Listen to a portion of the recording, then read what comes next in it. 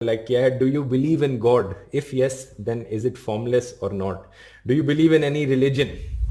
इसका जवाब भी बड़ा सीधा है, नहीं। मेरी राय में जितना भी कुछ मैंने सीखा है दुनिया के बारे में, हमारी प्लैनेट की हिस्ट्री के बारे में, एवोल्यूशन के बारे में, ये सारी चीज़ों को समझकर मैंने जो अंडरस्टैंडिंग डेवलप करी है, मेरी राय में कोई भगवान, कोई अल्लाह, कोई गॉड एग्जिस्ट नहीं करता। लेकिन एट द सेम टाइम मैं मानता हूं कि ये सवाल काफ़ी डिबेटेबल है, इस पर बहुत लंबी चर्चा करी जा सकती है, और जो लोग दूसरा ओपिनियन है जिन लोगों का, उनके ओपिनियन की मैं रिस्पेक्ट करता हूं। अगर आप में से किसी को लगता है कि गॉड एग्जिस्ट करते हैं तो मैं उस बात का रिस्पेक्ट करता हूं, क्योंकि ये कोई ऐसा सवाल नहीं है जो बड़ी आसानी से आंसर किया जा सके। साथ ही साथ मैं ये भी कहना चाहूंगा कि मैं दुनिया के सभी धर्मों का आदर भी करता हूं और उनकी इम्पोर्टेंस।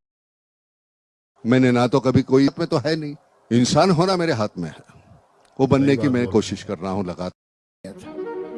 ये जो आप आसमान देख रहे हैं ना, ये ग्राउंड फ्लोर है, इसके ऊपर 7 फ्लोर और है।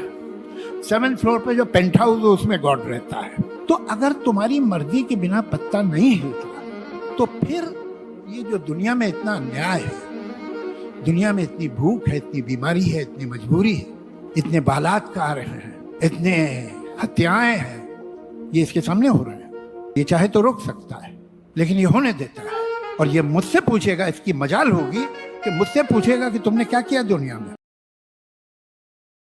प्यारे बच्चों, जो कुछ करना था कर लो, अब्बू आ रहे हैं। सोचते हैं एक सिनेरियो, सिंपल सिनेरियो, तमाम ऑडियंस से गुजारिश है, हम और आप एक आइसोलेटेड आइलैंड पर हैं।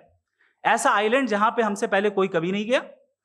चलते चलते आपके सामने अचानक आपने देखा एक पिंक कलर की बॉल पड़ी हुई है। सबसे पहला सवाल आपके जहन में क्या आएगा कि ये बॉल यहां क्यों आई, कैसे आई, ये पिंक कलर की ही क्यों है? कोई और कलर भी हो सकता था। ये इसी शेप में क्यों है? कोई और शेप भी हो सकता था। नेचुरली आप इस तरफ पहुंचेंगे कि कोई ना कोई है जिसने इन स्पेसिफिक प्रॉपर्टीज के साथ इस बॉल को बनाया है और यहां पे रखा है। चूंकि आप जानते हैं कि ये जो बॉल है इसका एग्जिस्ट करना जरूरी नहीं है। ये एग्जिस्ट कर भी सकती थी, नहीं भी कर सकती थी, और एग्जिस्ट करना ही था तो किसी और फॉर्म में करती, किसी और कलर में करती। अब आप इस बॉल को एक्सपैंड करते चले जाएं, एक्सपैंड करते चले जाएं, एक्सपैंड करते चले जाएं, यहां तक कि ये बॉल यूनिवर्स के साइज की हो जाए।